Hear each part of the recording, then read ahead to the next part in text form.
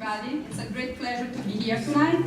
In the next 10-15 minutes, I'll discuss a topic I'm truly passionate about, the indie publishing revolution.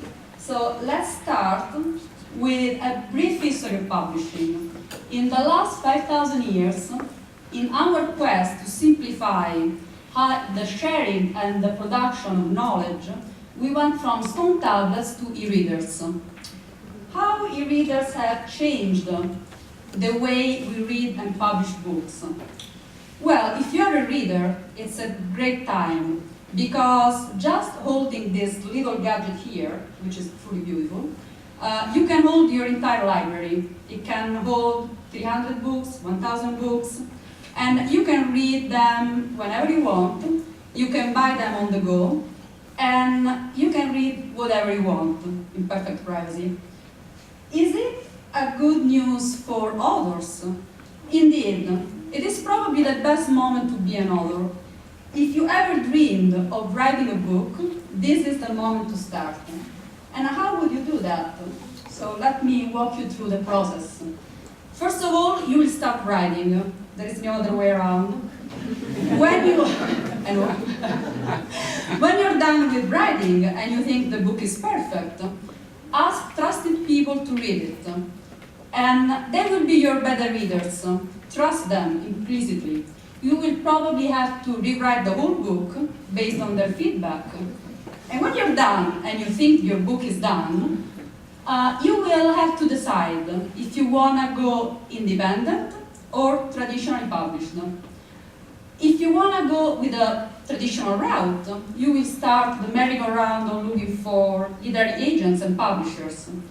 If you want to represent yourself and become an independent author, you will start by hiring an editor. The editor is that person who is going to polish your book to a professional level.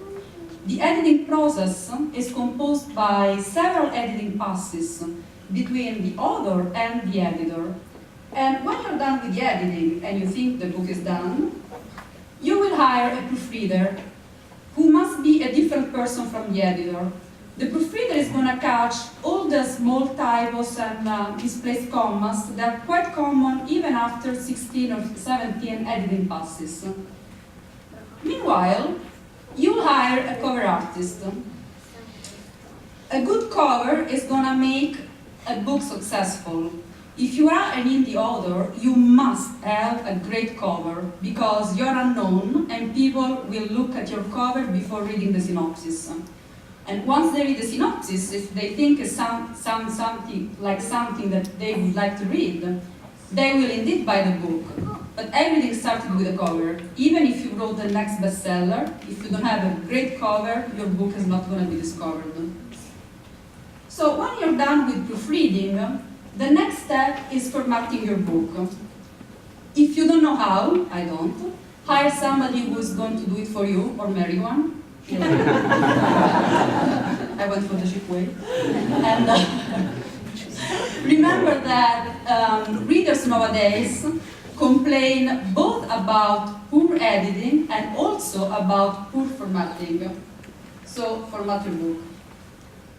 Then I strongly suggest you to copyright your book. It's inexpensive and it's going to save you from future headache, so please do it.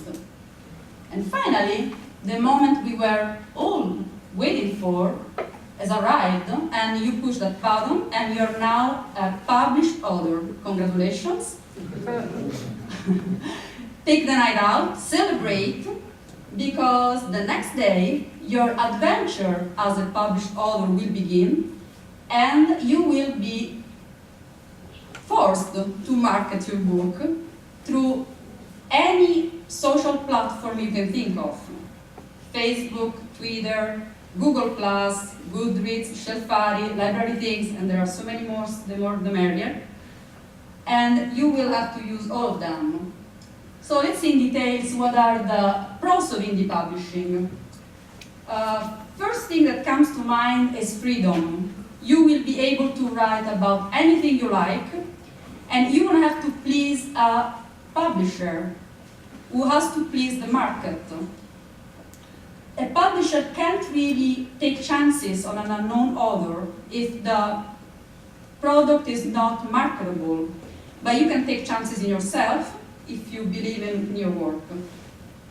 And since you represent yourself, you don't have to waste time looking for the literary agent and the publisher. Even if the same day you sent the first query to the literary agent, you got a contract, and the next day you got a contract with the publisher, it's gonna take almost 2 years before your book actually is going to be released. While if you're an independent author, you will publish as soon as you've copyrighted your book. And you're gonna be the one deciding how much your book is worth, if you wanna discount your book or raise the price, or do any kind of promotion that you want. And finally, probably the aspect that is most important about indie publishing, which is that you won't share profits with anybody else. A well-established, traditionally published author will earn 10% of the royalties, while an independent author earns anything between 35 and 70% of the royalties. And this is the reason why lately well-known authors have changed to a more hybrid solution. But what are the cons of indie publishing? So the freedom I was talking earlier can also be cumbersome. Not anybody really likes to take care of every aspect of the publishing process. And also, you must find that team of professionals, the editor, proofreader, the formatter, and the cover artist. And you have to pay those services in advance. And that is not for everybody, of course. And finally, you have to market your work slightly more aggressively if you go independent. So, in conclusion, you just wrote the next bestseller, you are the next Dan Brown. Which way will you go? If you decide to publish as an independent author, you will have the freedom to work at your own pace. You will work with a team of professionals that you chose, and you will have the freedom to write about any topic that you like, and you will have to market your books afterward. If you decide to go with a traditional publishing solution, you work with a team of editors, proofreaders, formatters, and cover artists that the publisher is going to provide for you. You will relinquish some of the freedom, but you will have everything paid for you as well. And eventually, you will have to market your work anyway. In conclusion, which way will you go? I can't answer this question for anybody else. Personally, I decided to publish independently because I wanted to retain full ownership of my work. I didn't want to tailor my work to please a market. I strongly believed I could find my readers and I could work with a team of professionals that I wanted to work with. I wanted a cover that I liked. I didn't want to compromise on that. And so I went indie. So my name is Monica Porta. I am a proud indie author. And if you have any questions, please ask away. Thank you.